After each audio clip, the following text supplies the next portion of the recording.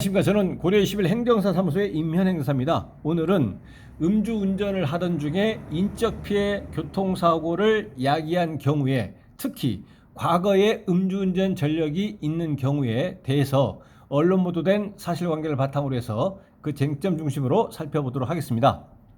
오늘 영상의 내용이 도움이 되었다면 구독, 좋아요 부탁드리겠습니다. 그리고 이 영상의 끝부분에는 관련된 영상이 연결되어 있으므로 필요시에는 참고하여 주시기 바랍니다.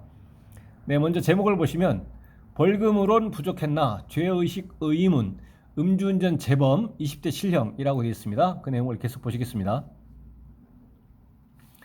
음주운전으로 벌금형의 선처를 받고도 또다시 음주운전을 하다가 행인을 치어 중상을 입힌 20대가 결국 사회로부터 격리됐다라고 되어 있습니다. 음주운전으로 벌금형을 받았었고 또다시 음주운전을 하다가 중상의 상해를 입힌 사고입니다.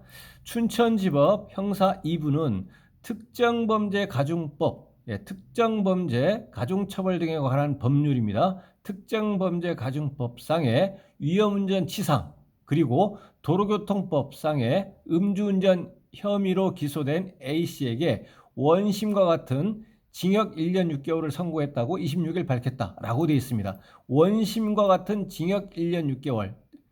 원심과 지금 보시는 판결이 똑같다라는 것입니다. 그래서 지금 보시는 것은 2심, 항소심 판결입니다. 1심에서도 징역 1년 6개월 실형을 선고했고, 지금 보시는 항소심에서도 징역 1년 6개월을 선고했다라는 것입니다.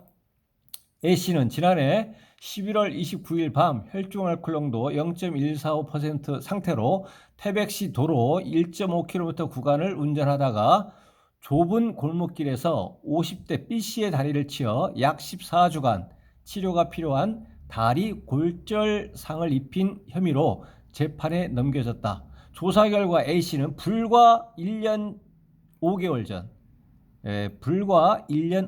전 음주운전 등으로 벌금 500만 원의 약식 명령을 받고도 재범했다라고 되어 있습니다. 그래서 1차 음주운전은 1년 5개월 전에 있었고, 그 1년 5개월이 경과한 이번 사건에서는 0.145에서 0.145%에서 인적피해 교통사고 약 14주의 인적피해 교통사고를 야기를 한 것입니다. 도로교통법에서는 1차 음주운전과, 여기서는 1년 5개월 전인데 1차 음주운전과 2차 음주운전의 그 갭의 그 기간을 10년으로 기준으로 해서 10년 이내에 발생을 했다라고 한다면 가중처벌 조항을 두고 있고, 10년을 벗어났다면 과거의 전력이 있다고 하더라도 일반 처벌 조항으로 규율을 하고 있습니다. 그리고 이번 작년 11월 29일 밤에 혈중 알코올 농도 0.145%에서 인적 피해 약 14주다라고 한다면 이게 초범이다. 처음에 있었던 음주운전이라고 한다면, 과거의 음주운전 전력이 없는, 그렇다라고 한다면 일반적으로는 1,000에서 1,500만 원 정도의 벌금형 또는 징역형의 집행유예 선고가 일반적인 경우가 많습니다. 물론 이제 피해자에 대해서 자동차 보험이나 또는 직접 배상의 방법으로 민사 합의가 적어도 되었다는 전제 하에입니다. 그렇다고 한다면 벌금형 1,000에서 1,500만 원 또는 징역형의 집행유예 선고입니다. 근데 이번은 과거에 음주운전 전력이 있습니다. 그것도 10년 이내에 해당하는 도로교통법 규정이, 도로교통법에서 규정하고 있는 10년 이내의 음주 전력에 포함이 되어서 가중처벌 조항이 적용이 되는 1년 5개월 전에 동일한 음주운전 전력이 있다라는 것입니다.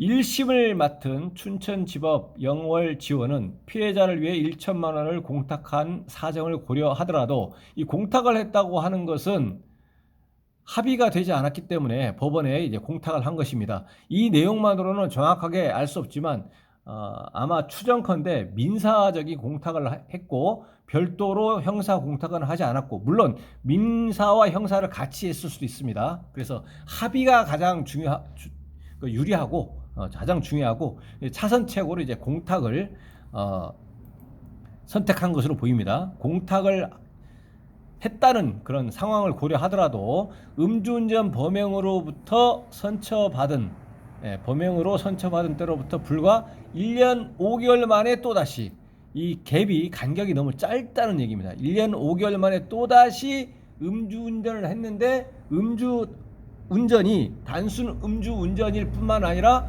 음주운전 중에 인적피해 교통사고를 야기했고 그런 인적피해가 교통사고 처리 특례법에서 얘기하는 치상 그거에 그치는 것이 아니고 음주 또는 약물로 정상적인 운전이 곤란한 상태에서 운전을 해서 인적 피해를 야기했다라고 하는 특정 범죄 가중처벌 등에 관한 법률 위반 위험운전 치상에 이르렀다라는 것입니다.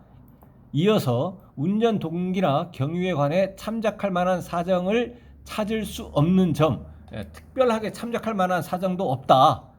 이러한 것으로 보아서 음주운전 범행에 관한 죄의식이 있는지조차 상당한 의문이 들어 경각심을 일깨워주기 위해서라도 엄벌에 처해야 할 필요성이 높다며 실형을 내렸다. 그래서 1심에서는 이와 같이 징역형의 실형을 선고했습니다. 이에 대해서 형이 무겁다라고 하는 형사 피고인 A씨 그리고 형이 가볍다라고 하는 검찰 측 주장을 살핀 항소심 재판부는 그러니까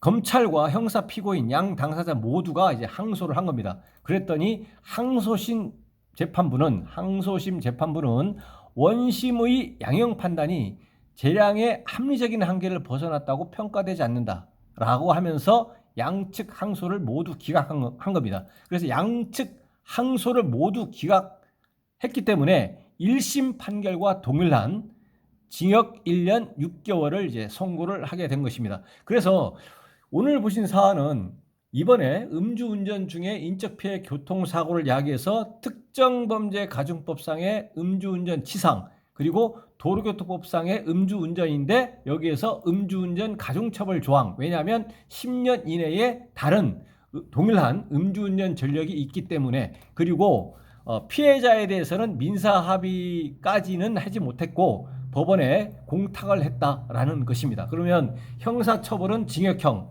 징역 1년 6개월, 형사처벌은 징역 1년 6개월이고 다음에 그 피해자에 대해서는 합의에까지는 이르지 못했고 공탁을 했더라라는 것이고 행정처분은 면허 취소 그리고 면허 취득 결격 기간 2년이 되겠습니다.